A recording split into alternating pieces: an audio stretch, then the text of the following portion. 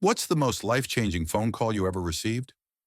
I was reheating leftover pizza late one night when my phone buzzed. It was an unknown number.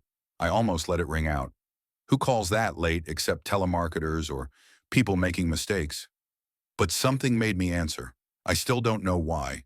There was silence at first, then the sound of someone crying, really crying, in the background. Before I could say anything, the line went dead. Weird, I thought. I sat back down and took a bite of cold pizza. A few minutes later, the same number called again. This time I missed it. A voicemail popped up. Expecting some accidental message or pocket dial, I hit play. Instead, I heard a woman's voice shaking, breaking.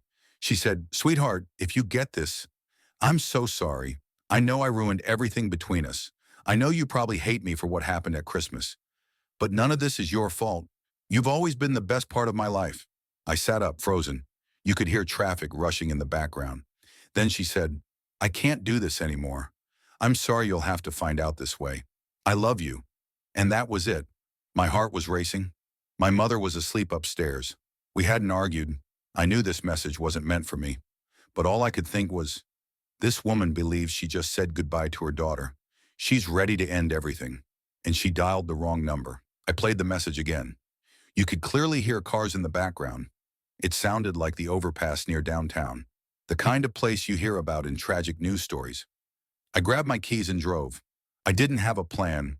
I just knew I couldn't stay still. When I reached the overpass, it was quiet, empty roads, and there on the shoulder was a car with hazard lights flashing. A woman sat on the edge of the concrete barrier, staring down at the highway below. Her phone rested in her lap. I approached slowly. "Excuse me," I said gently. "Did you try calling someone a few minutes ago? Because I think you might have dialed the wrong number." She turned, and the look on her face, pure devastation. Puffy eyes, red cheeks, confusion all over her expression. "What?" she whispered. I held up my phone and pressed play on the voicemail. The moment she heard her own voice, she covered her mouth and began crying again. "I was trying to reach my daughter," she said. "We haven't spoken in months. After a terrible fight." I just wanted to hear her voice one more time. I sat beside her. "What if I told you maybe she wants to hear from you too? Maybe she just doesn't know how."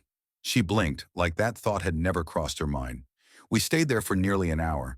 She told me about missing her daughter's graduation for work, how one argument spiraled into silence, how neither of them had called. Eventually, I said, "Try the right number. Even if she doesn't answer, at least you'll know you tried." She looked terrified but dialed. Second ring. Her daughter picked up. I heard both of them cry. "Mom, I've wanted to call you for so long," her daughter said. "I thought you didn't want me anymore." "I never stopped," she replied. "I was just ashamed." They talked for 20 minutes, right there, on the edge of that ledge, crying, apologizing, making plans, laughing through their pain. You could feel something broken starting to mend. When she finally hung up, she turned to me, grabbed my hands and said, "You saved my life tonight. If you hadn't answered, if you hadn't come looking—" She didn't even finish the sentence. We exchanged numbers before she left. She said she was going to start packing to visit her daughter the next morning. Since then, she sent me a few messages, a photo of the two of them having coffee, and a simple text. "Thank you for everything. I still have that voicemail, and I don't think I'll ever delete it."